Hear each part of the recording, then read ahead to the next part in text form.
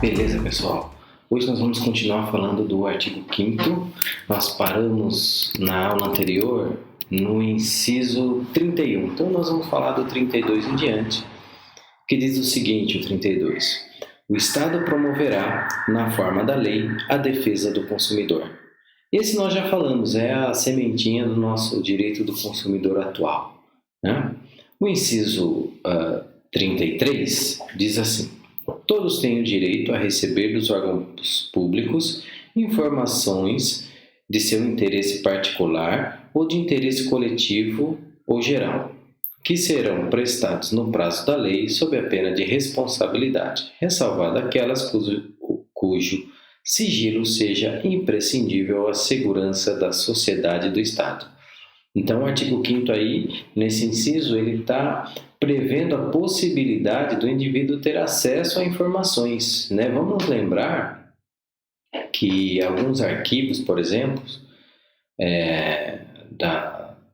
arquivos existentes na época da ditadura militar, só tempos depois vieram ser abertos. Então, o legislador, pensando nisso, ele diz o seguinte: olha, você tem direito à informação, o governo não pode negar informação para você, salvo quando é imprescindível a segurança da sociedade ou do Estado em si, tá?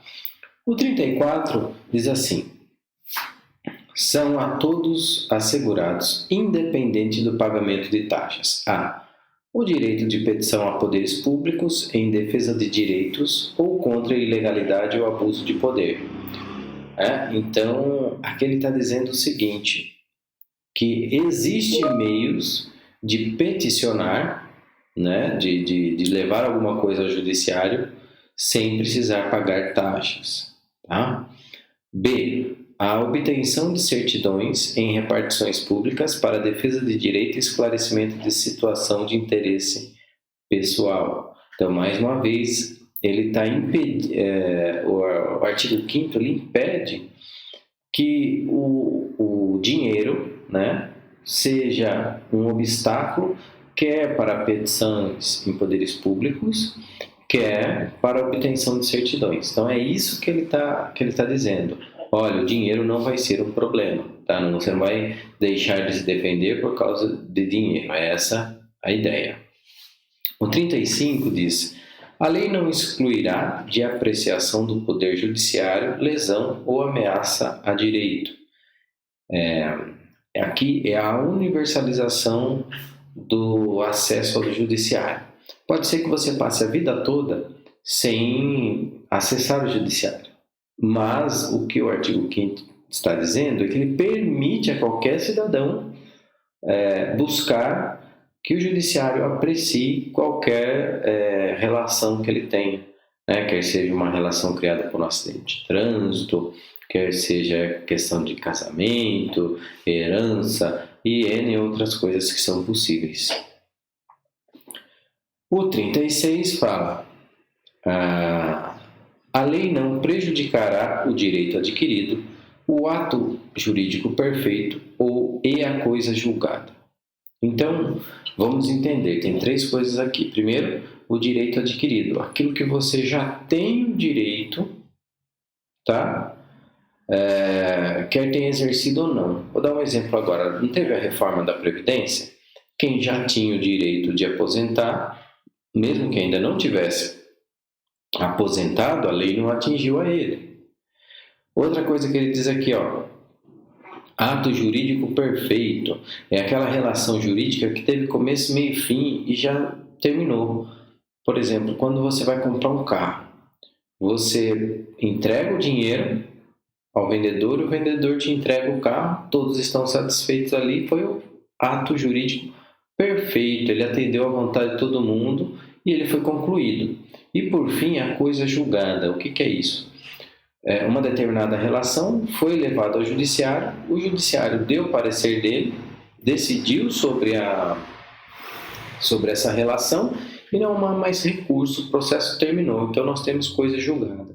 Então, tanto o direito adquirido quanto o ato jurídico perfeito, como a coisa julgada, não vai ser atingido por uma nova lei, vamos dizer o seguinte. Em outras palavras, a lei não vai retroagir para atingir essas coisas, tá? Por quê? Porque já terminou, já se tem um resultado. Porque imagine, se eu mudo uma lei hoje e ela pudesse atingir um ato jurídico perfeito, eu posso levar isso até quando? Até 1900? Em tese eu poderia, tá? Então, ele está dizendo que não. Há um direito adquirido, há um ato jurídico perfeito, há coisa julgada, não se mexe mais nisso. Essa é a ideia, tá? O 37 diz, não haverá juízo ou tribunal de exceção, e esse é bacana. Já existem os tribunais constituídos e não vai ser nenhum constituído para julgar uma pessoa específica, né? Isso não é permitido. Então, qualquer pessoa é julgada pelos tribunais já existentes. Não pode ser criado um tribunal, um juízo de exceção. Por exemplo, nós temos o caso do ex-presidente Lula que está sendo julgado em vários processos. Está sendo processado e, ao final, ele vai ser julgado inocente ou julgado culpado. Ainda que ele seja um ex-presidente, eu não vou criar um tribunal específico para julgá-lo. Na realidade, ele é julgado por um tribunal que já existe, ok? O 38 fala o seguinte, é reconhecida a instituição do júri como organização, com a organização que lidera a lei, assegurado a plenitude de defesa, o sigilo nas votações, soberania dos vereditos, a competência para julgamento de crimes dolosos contra a vida. Então vamos entender o seguinte. Vamos começar pelo último, pelo D. A competência para o tribunal do júri é só de crimes contra a vida, crimes dolosos contra a vida. O que é dolo, professor? E é dolo, não é dolo que fala. Os crimes dolosos são aqueles com a intenção de matar, com a intenção de tirar a vida da pessoa. Ok?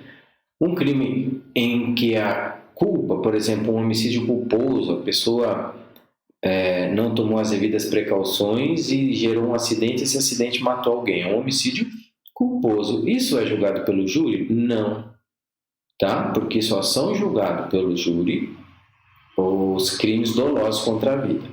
Então, quando nós assistimos na TV, no cinema, que tudo é julgado pelo júri, não. No Brasil não é assim. No Brasil, apenas os crimes dolosos contra a vida, ou seja, com a intenção de matar.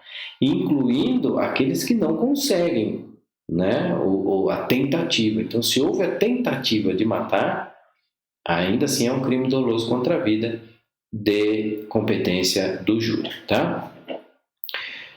A linha A, plenitude de defesa, ou seja, aquele que está sendo julgado pode utilizar-se de todos os meios, de tudo que ele achar interessante para se defender, tá?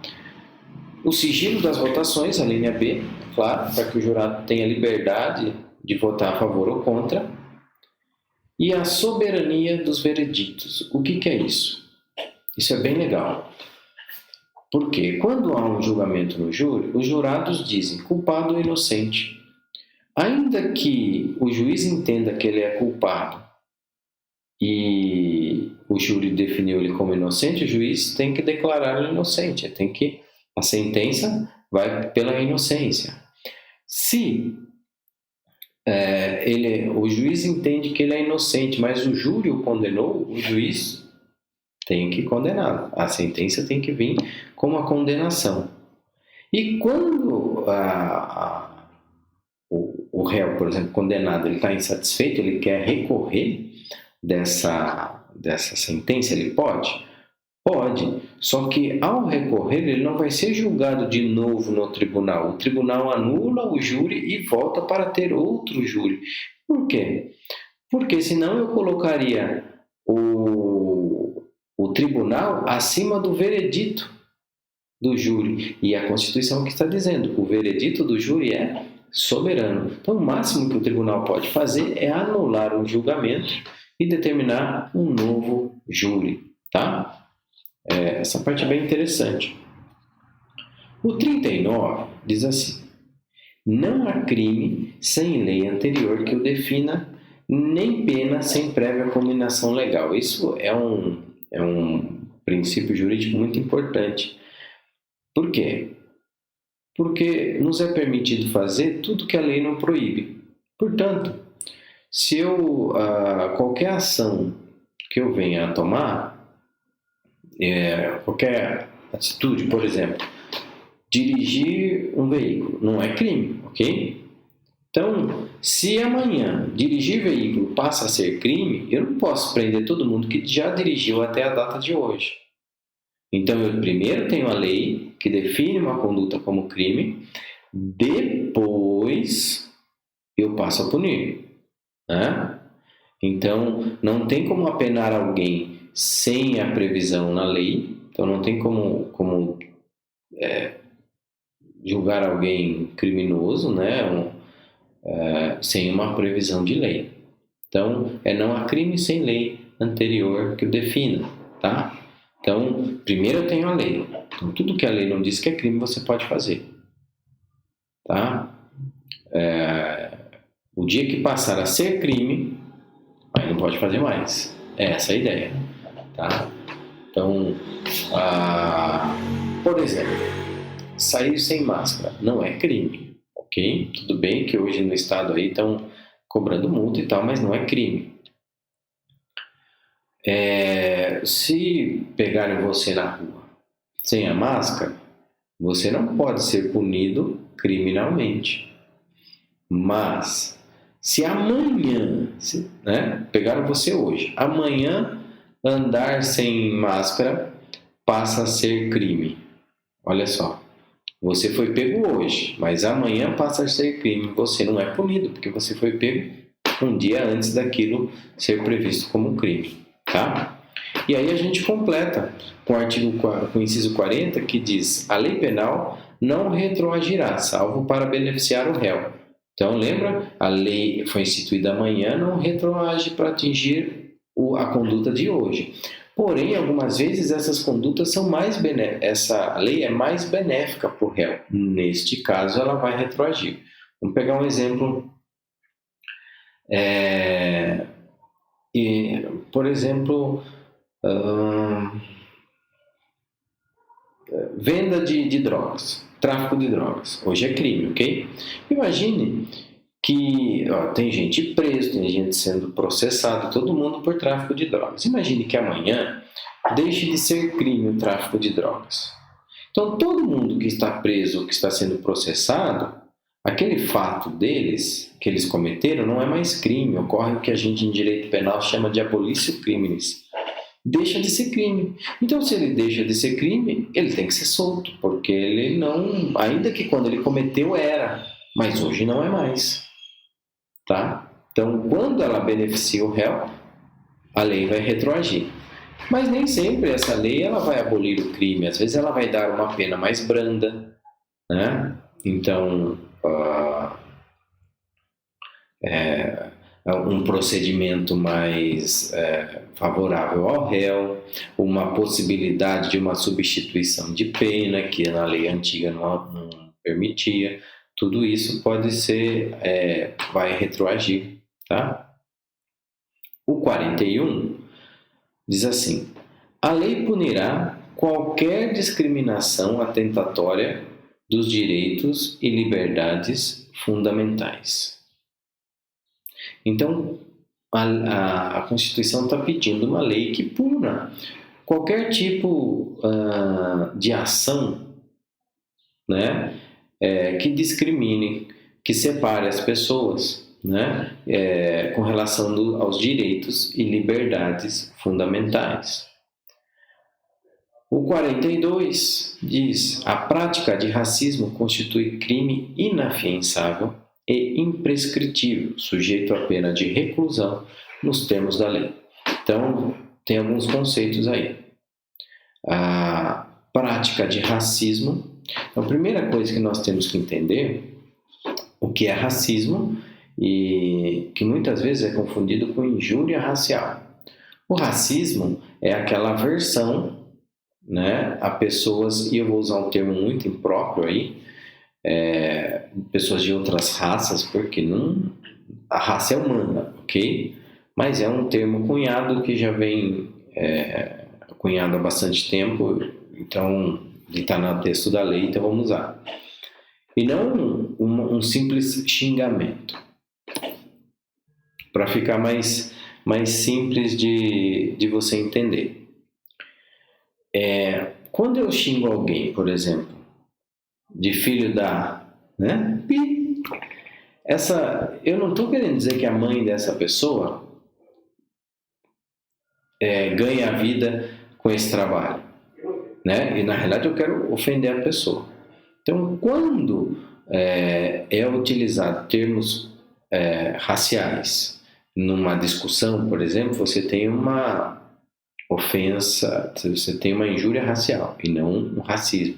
O racismo olha, eu não entro nesse elevador porque tem uma pessoa da raça X que eu não aceito. Ou sentou na mesa, eu levanto, entrou no restaurante, eu saio. É uma coisa muito, mais séria, é da essência da pessoa, ok? Ele é inafiançável, ele não aceita fiança.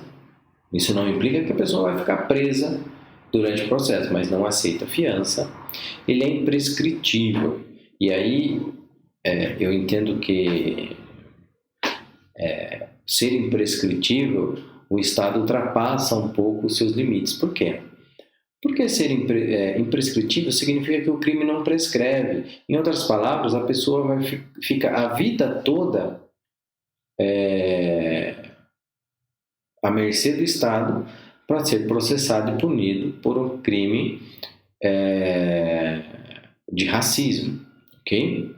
Mas, por exemplo, o homicídio prescreve. Se você matar alguém e não ser processado, preso ou julgado num determinado período, prescreve. Se você roubar e matar alguém, prescreve, que é o latrocínio. Se você estuprar alguém, prescreve, né? Que são violências que ceifam a vida, são violências que, assim, com uma marca muito forte. E aqui o legislador levou o racismo acima de tudo isso, né? Eu entendo que ele não se encaixa, com esse formato não se encaixa completamente na legislação, mas está aí no artigo 5º e não prescreve, ok? Sujeito à pena de reclusão. O que é reclusão?